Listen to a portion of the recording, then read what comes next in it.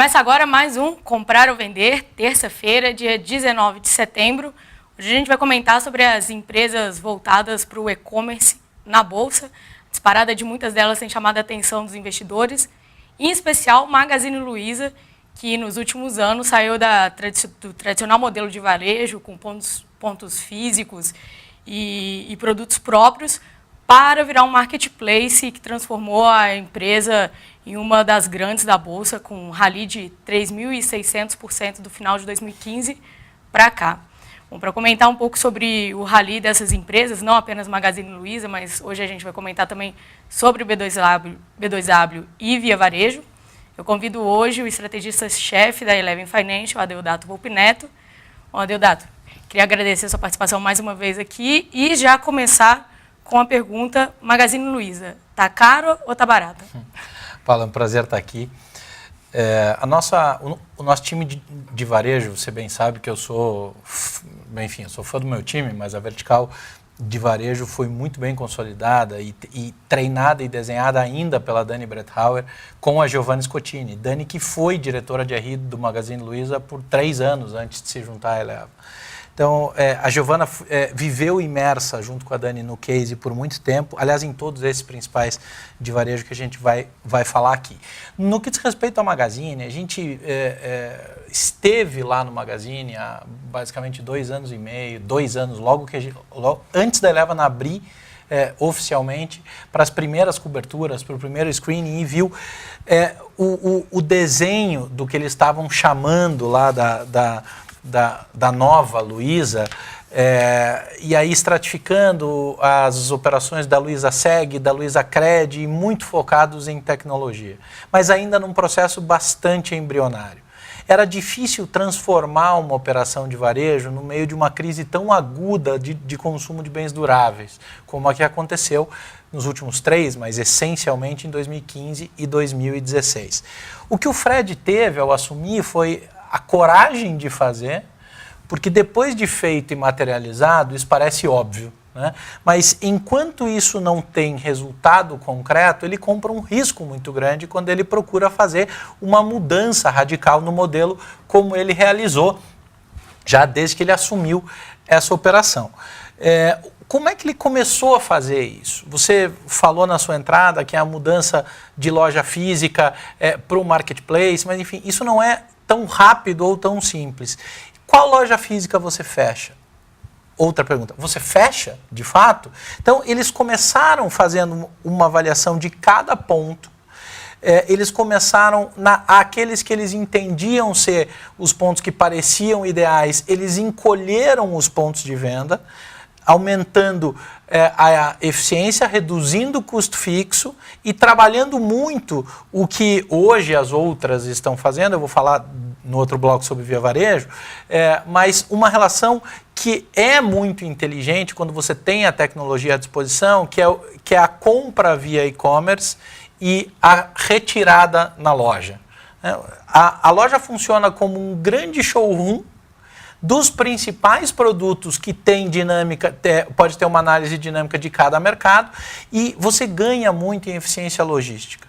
Porque imagine que no modelo anterior, para citar um exemplo de baixa complexidade, a gente tem uma loja do Magazine Luiza no Shopping Dom Pedro, em Campinas, e tem uma aqui próximo da gente na Faria Lima.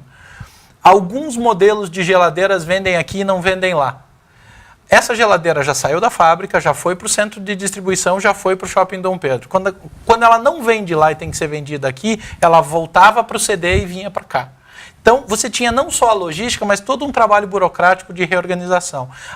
Só aí você ganha uma eficiência muito grande usando a tecnologia e usando a análise de informação. O Magazine Luiza, mais do que simplesmente transformar numa operação de e-commerce, ela passou a usar a inteligência de dados a seu favor.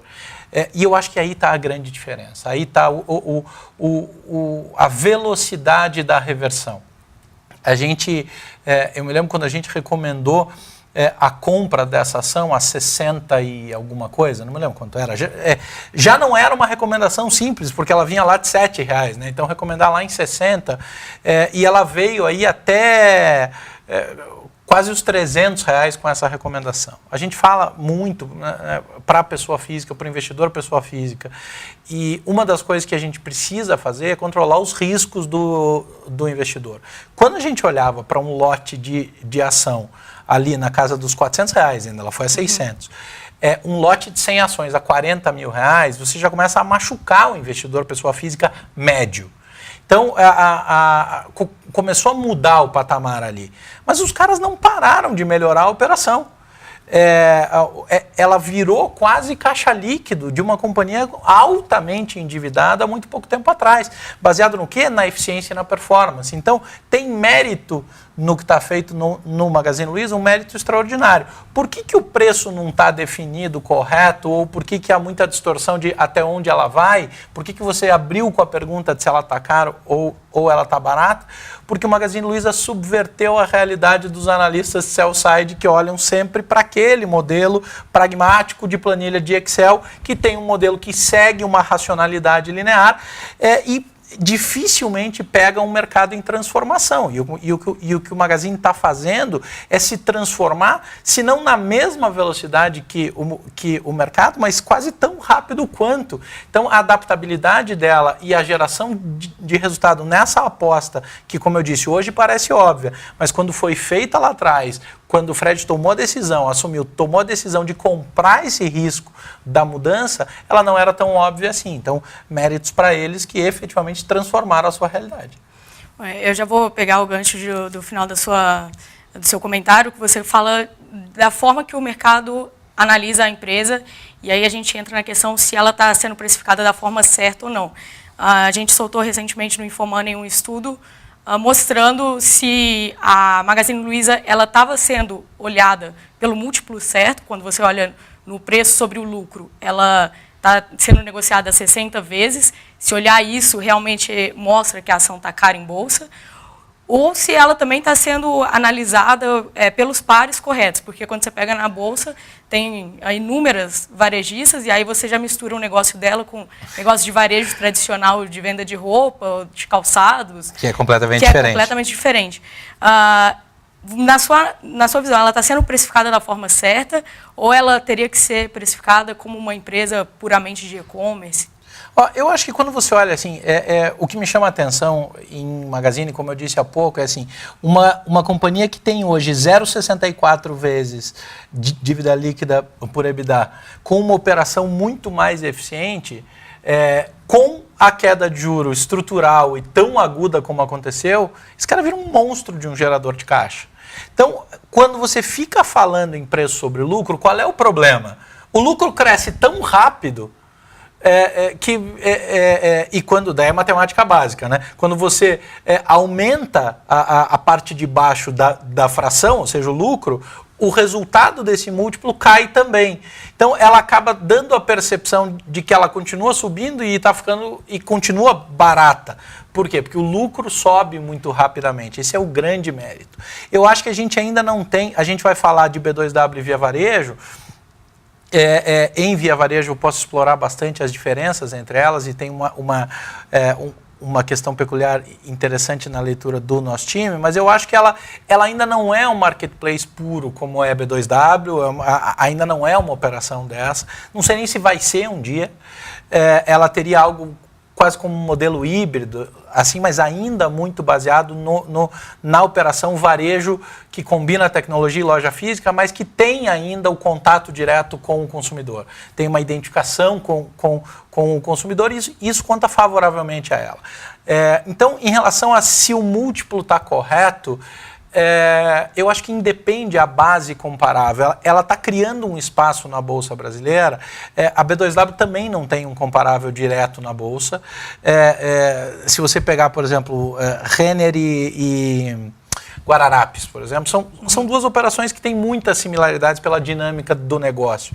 Não é o que acontece com o Magazine e com B2W, por exemplo. Então, migrar ela para uma base comparativa de marketplace, mesmo olhando internacional, eu acho que é prematuro. A questão não é entender para qual múltiplo deve ser olhado. A questão é entender onde para de crescer o lucro do Magazine. E aí você começa a fazer taxa de retorno sobre capital, entendendo esse cara como caixa líquido e dizendo onde é que esse cara vai, o que ele vai fazer com esse dinheiro. Porque daí o Magazine vai criar um problema, que é um problema bom, mas é uma operação contrária. Se ele vira caixa líquido, o que ele faz com o excedente de caixa dele? Custo de capital próprio é maior do que custo de capital de terceiro. Como é que isso equilibra nos valuations? É um desafio precificar a Magazine, porque é tão importante, tão estrutural a alteração que eles fizeram na companhia, que descobrir para onde ela vai, eu não olharia para o múltiplo. Eu focaria muito no lucro líquido, na última linha, e entender exatamente como a gente consegue determinar o ponto onde ela para de crescer. E aí sim é um momento em que ela tende a encontrar um patamar de preço mais estável. Agora, você comentou que vocês começaram a recomendar a compra de Magazine Luiza perto dos R$60. 60 e poucos reais. Isso sem considerar o desdobramento. Isso, sem considerar o desdobramento. Porque hoje em bolsa ela está perto de 80, 90 reais. Isso. Ela veio, desses 60, ela veio para 600. Isso, né? E aí houve a divisão por 8. Ainda, eu acho que há um ímpeto muito importante ainda ficou hype Magazine Luiza, né? Todo mundo queria ver até onde ia a Magazine Luiza e, como eu estava dizendo antes, ela acabou fugindo do range da pessoa física média. A gente não recomenda entrar em mercado fracionário, porque às vezes você não consegue sair e o comportamento de preço às vezes é irracional. Então, falando em lote de 100, era R$60 mil um lote de 100 ações, ou seja, era muita coisa. Agora você volta para um número aí na casa de R$8 mil, você com 8, 9 mil, você começa a olhar como uma ação que a pessoa física pode ter. Acho que o grande recado a dar para a pessoa física é o da transformação do negócio, é do fundamento da companhia que está consolidado e está transformado de verdade. Até onde o preço da ação vai, é difícil dizer nesse momento. Já chegou no máximo? Eu acho que não, porque eu acho que uma coisa que a Giovana estava discutindo comigo semana passada, ela identifica algumas verticais de melhora dentro da operação do Magazine Luiza que ainda não estão refletidas nas demonstrações financeiras. Ou seja, a gente ainda projeta uma melhora em um próximo ciclo de última linha. Isso tende a virar preço. Agora, até onde? É difícil dizer nesse momento. Agora, nesse patamar ela ainda estaria atrativa para quem não entrou? Entrar no papel ainda? É o que eu acabei de dizer, ela tende a melhorar o resultado? Sim. A gente acha que ela vai ter pressão vendedora? Não tem por que ela ter pressão vendedora, porque os indicadores dela de fundamento estão muito sólidos. Mas qual é o tamanho dessa assimetria é difícil afirmar nesse momento. A gente mudou para uma recomendação neutra, basicamente, muito mais um sentido de responsabilidade com o investidor, pessoa física, do que qualquer outra coisa. Porque assim, você não precisa mexer na sua posição, mas talvez para construir posição, tenham outros ativos que também estejam em transformação, não numa transformação tão definitiva, o que é bom porque ainda não está refletido de maneira tão definitiva no preço. Vamos fazer um intervalo, daqui a pouco a gente volta e aí a gente comenta de Via Varejo e B2W.